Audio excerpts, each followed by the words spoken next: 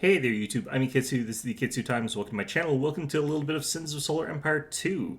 So today we're talking about the Aeria drone host, which is the carrier for the Advent faction. And it's kind of an iconic carrier in a certain sense there, because a lot of people, I think, myself included, think of the Advent as the carrier faction. To which a certain extent they are. They are the ones that, if you're going to see carrier spam from, they're the most likely culprits. This isn't actually the reason that's the case, though, and we'll get into that a little bit later. Our anima stand So ready. let's take a look at the stats here. We got a durability of 200. It's got 2,300 shield points, 2,150 hull points, and it's got 3 squadrons of fighters. For hidden statistics, we're looking at 700 maximum speed. It has no armor. So you'd think that the 3 squadrons of Strikecraft is what makes the Aeria drone host the reason why carriers are important to the Advent. And that's not really true. There's really nothing special about being able to use 3 squadrons per carrier because you are paying more per carrier. So if you have 2 Aeria drone hosts, tech could just come at you with 3 Pertron carriers. It would be perfectly reasonable for them to do that. Same thing for the Visari. You get the 2 Aeria drone hosts, you have 3 Lacerate transporters. Although they also have point defense, so it's a little bit different as far as the math of that goes. So what you're broadly looking at in this situation is just a regular carrier that just has 50% more and costs a little bit more as well. So you're in a situation where they're not really that different from the other carriers. So let's take a look at the Strikecraft and sort of see if that's where this is at. So the Advent fighters are currently really, really good. They got a major buff going from what was pretty much the worst fighter in the previous iteration to currently one of the best fighters. They have 45 hull points per fighter, which is by far the lowest, but their total squadron strength is 360 hit points. They come in squadrons of 8 here. This is actually better than Tech in terms of durability, but worse than Visari. Their weapons are 1 light laser with 4.0 damage per second base and 100 pierce. This is a massive 32 damage per second for the squadron of fighters for the Advent. This is really, really good damage output from the Advent fighters. With the Visari getting nerfs, making it so that their damage per second on their fighters is lower, and with Tech also getting a buff, you end up in a situation now where Advent has the highest damage per second from their fighter squadrons. And they're so good right now at taking out certain targets that I think this sort of invalidates things like the Tempest a little bit, because the fighters are excellent into corvettes, which I would say is a major blow to the Tempest, because they're also really quite good against basic frigates, doing humongous damage with their 100 pierce against those kinds of targets, and their damage is just high enough that they can actually shred through even things like 200 durability targets pretty quickly. Very, very strong fighters in the current iteration of things. Now, the problem with them is that they do get picked off very quickly. 45 hit points per fighter means that they're getting shot down fairly quickly, even though the whole squadron won't get wiped out as quickly as a tech squadron. You're still in a situation where your damage is going to be dropping off relatively quickly. Still a very, very good squadron, but nothing super out of the ordinary. The Visari have much, much, much more durability in their squadron at the cost of not having any damage. And Tech has very similar damage numbers to you while being a little bit flimsier. And also they do scale better than you in terms of their durability, because they have armor, whereas you're relying entirely on hull points. So you're in a situation where you're good, but the other fighters do keep up to you pretty much. I wouldn't say that the strength of the fighter in the current iteration is what keeps the Advent ahead of the others in terms of carriers. Same thing for the Bomber. There are some strengths to this that the others don't have. You've got 80 hull points on a squadron of 6, that's 480 hit points, and you've got 1 heavy beam at 3.3 damage per second with 400 pierce, for a total of 19.8 damage per second for the squadron there. Now, this is the middle of the road for both hit points and for damage. If we were to compare it to the bombers for Visari or Tech, but there's some intangible benefits to the bomber that are a little bit invisible here. So the Advent bomber fires beams rather than missiles, which the other 2 factions both use. The Tech or Visari bombers run into a problem when they're fighting against regular targets, in that there's a very slow speed for the projectiles that they fire. So you're going to have, say, 100 fighters in the air, and a certain number of them are going to fire their weapons, and in the time interval for those 100 attacks to land, all 100 of those ships are going to fire off their weapon. And they're going to overkill the target that they're attacking really, really, really badly, assuming that it's a relatively light target. By contrast, the bomber for the Advent is capable of using its beams. So let's say that every sort of interval, set interval of time, 10 of those 100 fighters are firing during an attack run here. For the Visari and for Tech, there's going to be 10 that fire and they're not going to hit their target yet. And then there's another 10 that are going to fire. They're not going to hit their target yet until all 100 have fired. And then they'll start hitting their target and they'll overkill it. For Advent, those first 10 will hit their target. And then the second 10 will hit their target and then they've destroyed it. And then the next 10 will go onto a different target. And so on and so on and so forth. Meaning the Advent bombers are losing a lot less of their damage to overkill. They still can lose some just because of the way the targeting works in this game, but they're much, much, much more efficient against lighter targets. And even against heavier targets, they're going to get a lot less damage lost to overkill. So the Advent bombers' damage does actually, in practice, do a little bit more in larger fights than the others would sort of indicate, compared to the others, rather. The other one is when they're fighting against Corvettes. For Tech and Visari, you have to switch to fighters to fight Corvettes. The reason is if they're circle strafing around a bunch of targets there and you started chasing after them with missiles, it's possible for them to take a turn where the missiles will miss them. They'll just fly straight past them. Or if they're just circling in the right angle, they can just sort of keep going at a speed where the missiles will never catch up to them. And if that happens, the missiles just get wasted. So you have to switch to fighters to consistently and quickly and reliably kill Corvettes as Tech or Visari. Whereas with Advent, you can stay on bombers.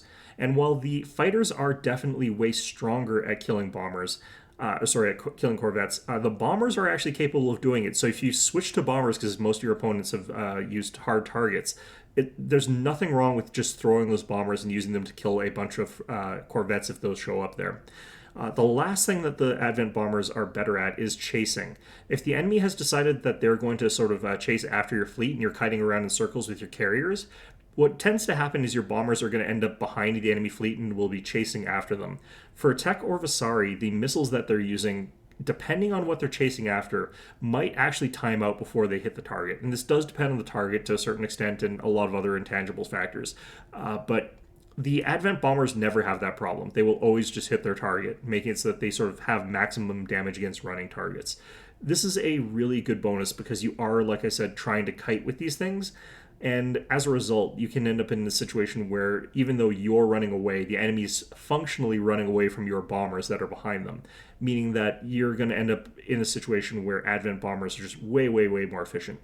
Of course, this is also true if your opponent is running away from your fleet. If you've got your fleet chasing after an enemy, your bombers are going to be doing a much more consistent job than Tech or Visari, who are a little bit more unreliable in that situation. So in spite of the fact that they're only middle of the road all the way across, I would actually rate the Advent bomber as being way more reliable than the Visari or the Tech bombers.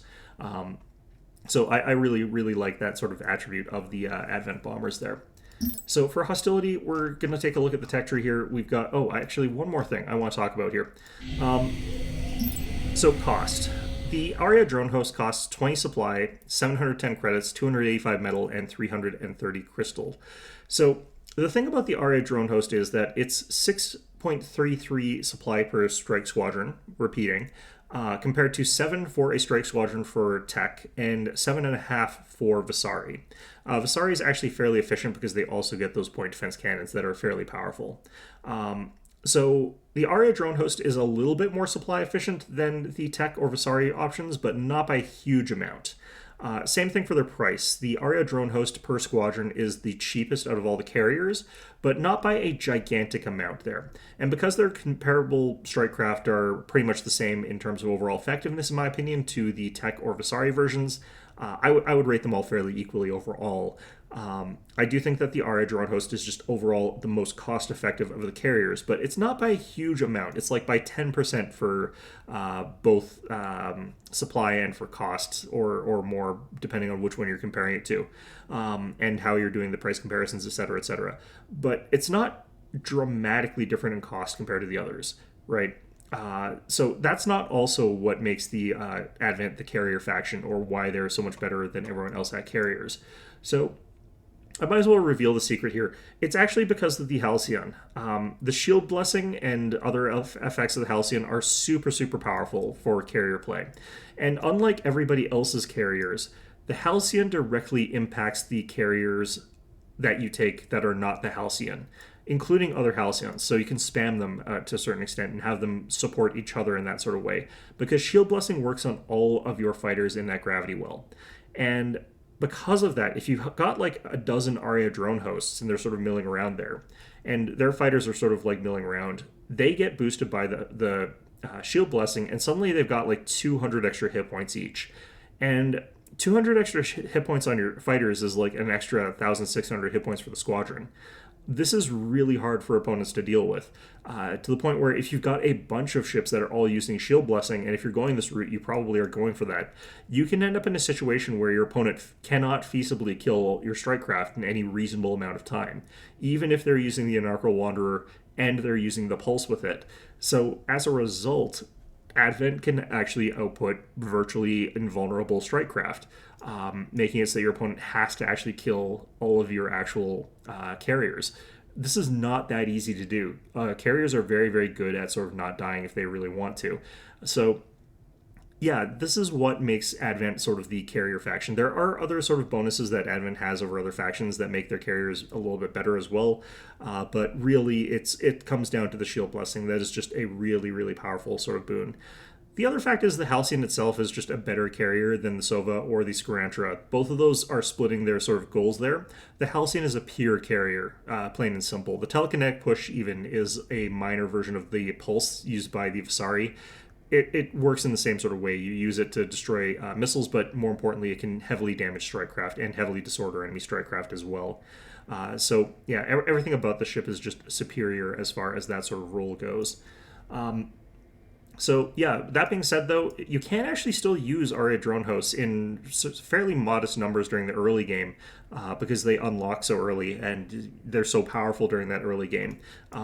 The fighters with the 32 damage per second, you're looking at 96 damage per second from an Aeria drone host against light craft, including basic frigates. That's a tremendous amount of damage. That's easily capable of wiping out a large number of kobolds very, very fast there. So there are some things that you can do with just a small number of Aeria drone hosts and then have them sort of sit around in the background. Because a small number of Aeria drone hosts, your opponent sure can counteract that. But if they've counteracted these guys, like by taking a bunch of point defense or what have you, or they've taken a whole bunch of like fighters of their own, over the course of like switching over, you could just keep these guys in the back and have them continue fighting with their fighters and stuff like that. And your opponent has to keep building Gardas, or they have to keep building Percherons, or whatever it is they're using to counter these guys, because they're still a threat. Like, they're not going to be something that they can easily get especially if you've got another fleet that's fighting in the front line there. So having that as a threat there can sort of disjoin what your opponent is doing, because if they ignore them completely, like, the free damage from these guys can get out of hand really, really fast.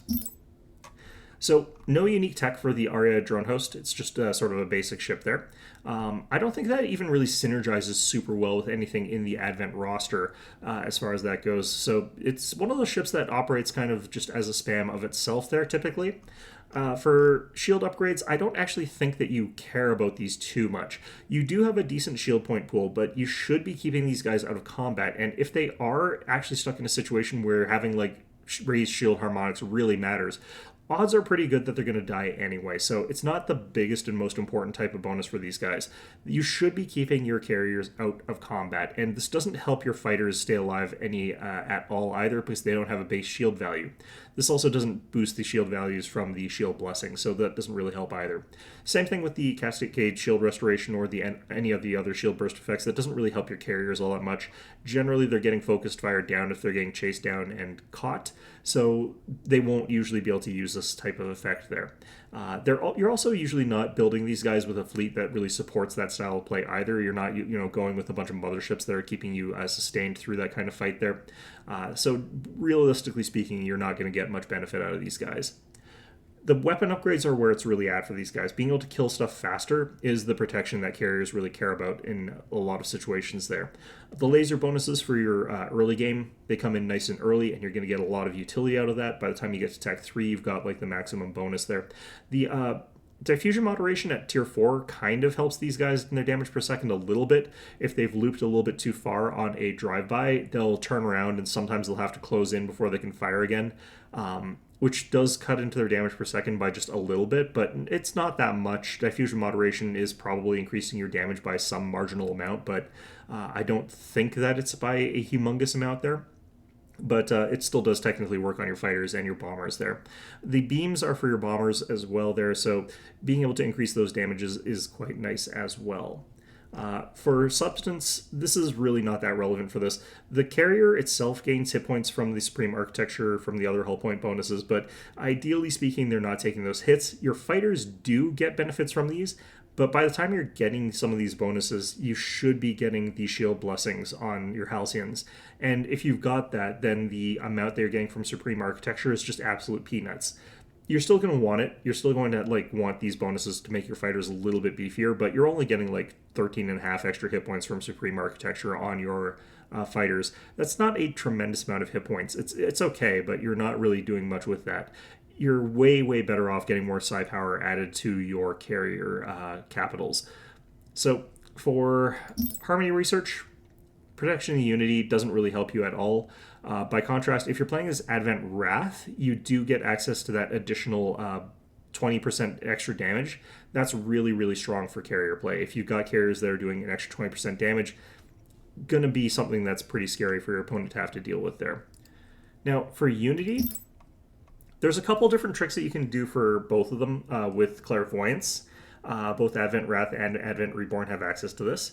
This one's quite nice for just peering into a system to see where your opponent has positioned their ships and to see how they're reacting to you using Clairvoyance on them. Basically, if your opponent is clustered near the edge of the gravity well where you're going to be jumping in, you don't want to jump carriers onto them.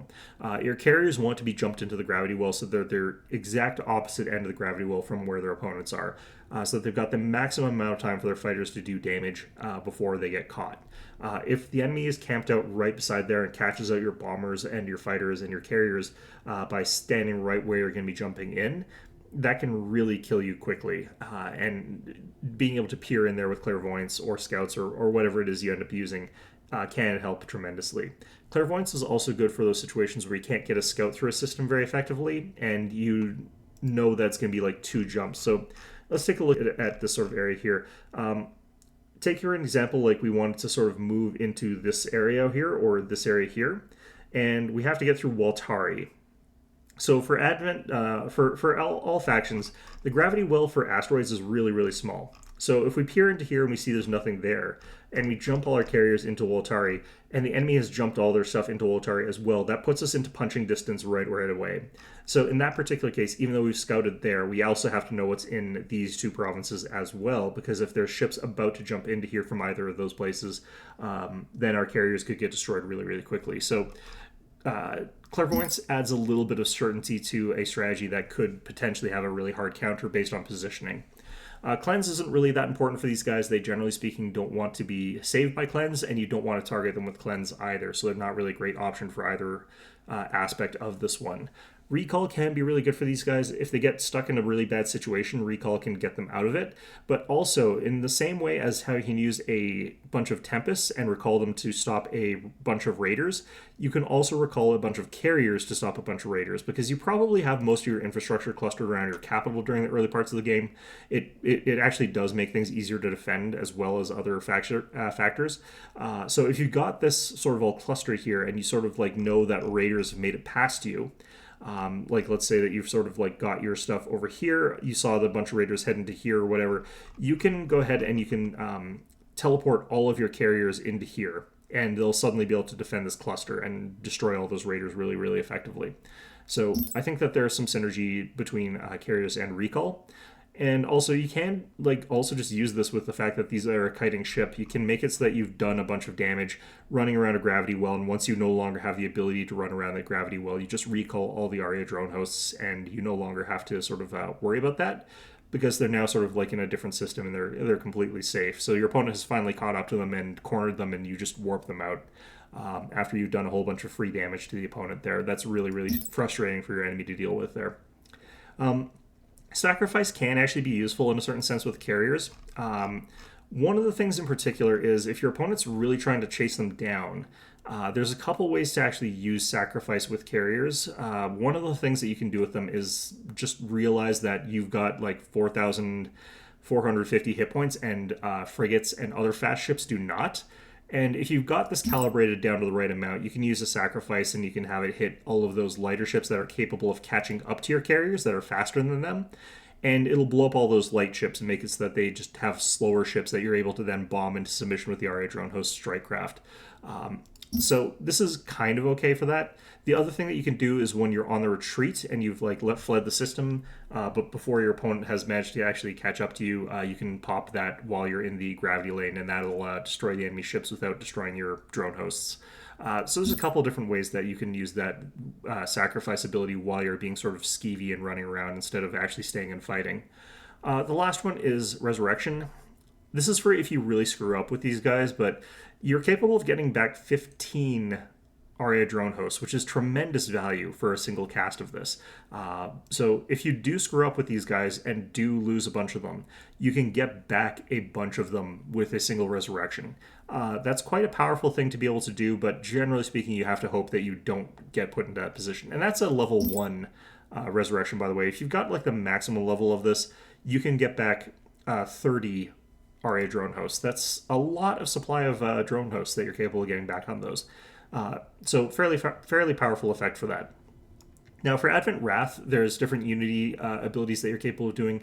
The first one that I would talk about is Fury. You can use that as a sort of very cheap but much less difficult to use version of Sacrifice, where you're able to reduce the hit points of a whole bunch of faster frigates that are chasing after your drone hosts. And if you do that to them, it makes them so that they're much faster to finish off with your fighters and your bombers and such. So it's not as good by any stretch of the imagination as Sacrifice, but it also is a lot less costly. It's cheaper to cast, and it doesn't cost you a whole bunch of your population. So it's much more easy to use, and it's much more easy to get away with. You also don't have to worry about accidentally destroying a whole bunch of your own stuff using it. So it's definitely the more reliable way, and it's more the consistent way, but I think there's certainly an appeal to just instantly blowing up all of your enemies' fast ships so that they get completely stuffed in a fight where they have probably been chasing you across the gravity well and have heavily committed to trying to catch you. So I think that can be actually quite demoralizing for an opponent to have to then slog their way all the way back, running away from your carriers while you're pelting at them with your bombers and your fighters. There is that comparison there. The next one is Avatar. This one I don't think actually works with the Aeria drone host. The reason is that you cast it on one of your capital ships, and that creates a radius around it that increases your energy weapon damage. You do get the weapon damage on your fighters bombers, I believe. The problem is that you're not going to want to sacrifice a capital so that it stays behind into the enemy so that you've got fighters and bombers within the radius. I don't think it works super, super well with that combination there. It does work, however, if you're doing a more hybrid approach where you're using carriers as just a source of damage while having a real front line. In that case, you can use Avatar, but I still don't think it's the best combination with carriers. The fighters and bombers tend to fly out of the radius really hard, and it's hard to sort of corral them into it. Now, the absolute strongest unity effect with the carriers, the Aeria drone host, is Chastisement for Advent Wrath. This ability makes it so your opponent are way slower around a single gravity well. And the sort of result of this is that you can sort of play keep away really, really, really effectively.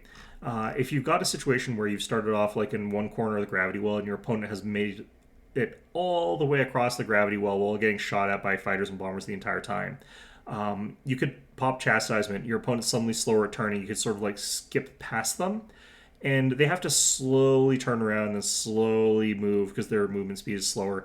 And by the time they've sort of gotten back up to speed, you're already at the other end of the gravity well doing the exact same thing over again, forcing them to go crawl all the way across here again, and then you just cast Chastisement again once you sort of are running around back and forth, and you can just keep doing that. You will run out of focus doing that, but you can do that maybe once or twice, and your opponent is just going to have a really hard time dealing with your carriers in that situation there. So the Aeria drone host, it's greater than some of its own parts, but its parts are currently also pretty good individually right now.